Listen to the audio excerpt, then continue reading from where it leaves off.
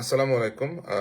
আপনাদের সকলের বিভিন্ন রকমের মেসেজ, বিভিন্ন রকমের সংবাদ আমার কাছে পাঠানো দেখে আমার মনে হলো আমার লাইভে এসে আপনাদের কাছে সরাসরি কথা বলেছি এবং যা জানতে পেরেছি তা আমি আপনাদেরকে এখন জানাচ্ছি।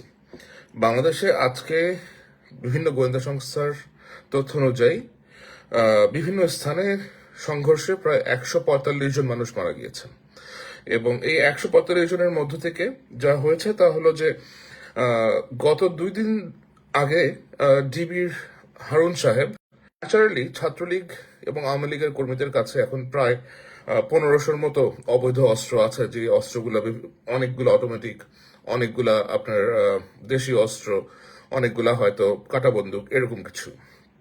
তো তারা এই অস্ত্রটি বিভিন্ন জায়গাতে হামলা এবং হয় পুলিশ নিজেদেরকে রক্ষা করার জন্য গুলি করেছে এবং এই গুলিতে অনেক মানুষজন আজকে মারাও গিয়েছে। সব থেকে বেশি ক্ষতি হয়েছে যাত্রাবাড়ি থানায় এবং যাত্রাবাড়ি র্যাব ক্যাম্পে।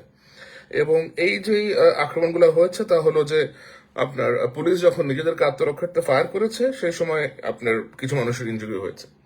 আর রয়ের যে বিষয়টা, বাংলাদেশে রয়ের কোনো এলিমেন্ট তারা কেউ খুঁজে পায় নাই।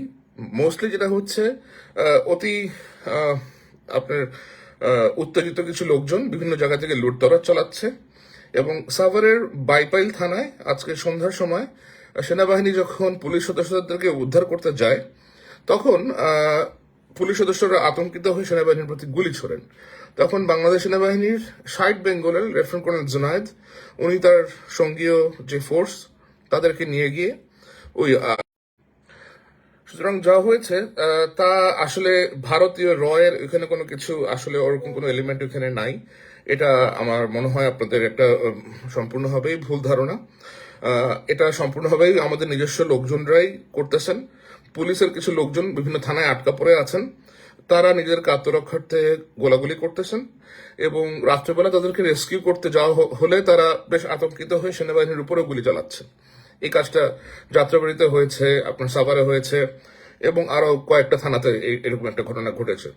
সুতরাং এটা আপনারা অনুগ্রহ করে মনে করবেন না যে এখানে অথবা বিদেশি কোনো চক্র এসে কোনো কিছু করেছে। এবং আমার জানা মতে আগামীকালকে সকাল থেকে বাংলাদেশের সর্বত্র বাংলাদেশ সেনাবাহিনীর সদস্যরা মোতায়েন হবেন এবং তারা বেশ শক্তভাবে পদক্ষেপ নেবেন বলে আমাকে জানানো হয়েছে।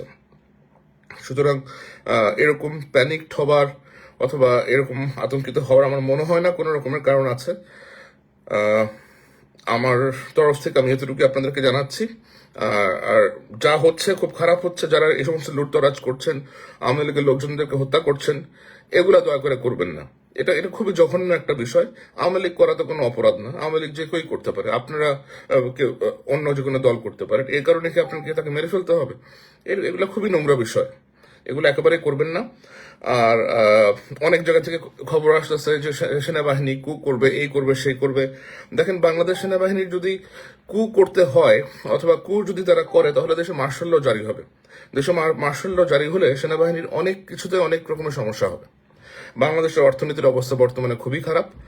এই এই ভঙ্গুর অর্থনীতির মধ্যে এখন আবার যদি কেউ কু করে বসে, বাংলাদেশে বিভিন্ন রকমের স্যাংশন অথবা বিভিন্ন রকমের নিষেধাজ্ঞা আরোপ হবে, সেনাবাহিনীর মিশনটা নষ্ট হয়ে যাবে। কারণ কু করা দেশের মিশনে লোকদেরকে কেউ কখন মিশনে রাখে না।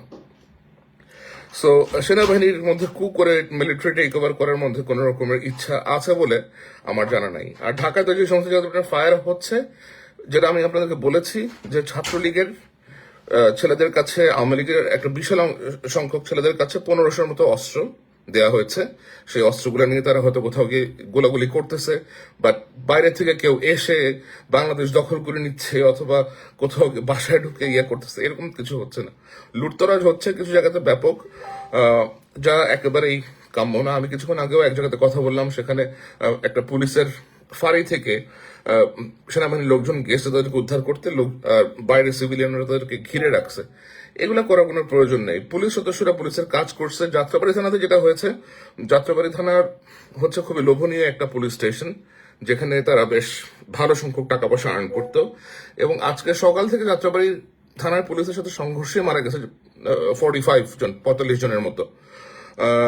এবং তাদেরকে যখন মিলিটারি সদস্যরা উদ্ধার করতে যায়, ওই থানার বেশিরভাগ লোকজন আপনার গোপালগঞ্জের ছিল আর কি। তো তারা একটু স্বপ্রণোদিত হয়ে মিলিটারির উপর ওইখানে আপনার ফায়ার করছে, তখন আর মিলিটারি তাদেরকে সেভ না করে দে লেফট।